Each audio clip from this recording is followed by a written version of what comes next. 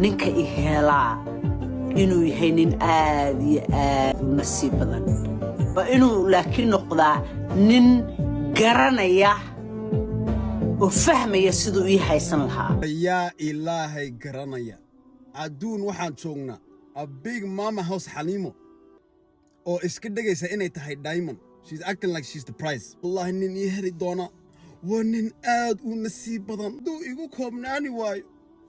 albaabkaas haska baxo I don't need ninkaas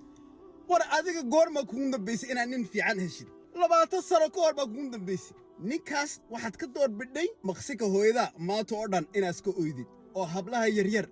been ina oo faraxadu intaas ku gurso waa ha gursanin oo qiimaha garo shaqayso nin uma baahnid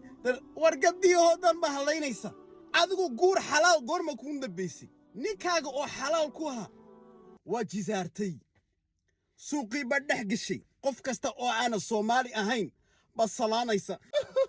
how are you my brother olayo I cook you Somali food be eladay can you imagine easy and cheap hada maqashin iyada kan dambaysay waxa goos badan ko Somali girls they're not easy you have to understand Somali they're not easy you know Somali girls hadaad heshid waxaad ku heshay because 100% in her heart she loved you hadaysan ku rabin 100% kuma raacayaan laakiin iyada standards keed hoos buu jira way u degdegaysaa how are you hello warnin bidaarle oo Donald Trump walaalkiis u eg guri la gashay hadana guurkaas aawi maanta guurkaas we don't see it anymore qiimo ahleeday maxay tahay marka bal noo sheeg war gabdhiyo oo dhama halaynaysa deeni Soomaaliyeed diamondka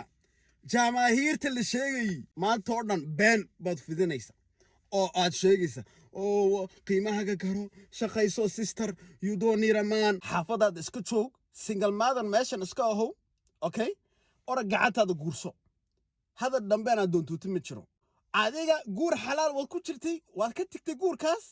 suuqii ba dhex gashay jacaylkii aad doonaysi waad weyday guurka ajnabiga markaa ku fashilantay waxaad ogaatay war ragga oo dhan wasku mid anigu gabdhiga oo dhan waan u talinaya bad advice ba siinaysa war gabadha waxa ku nooshahay inay nin guursato that's it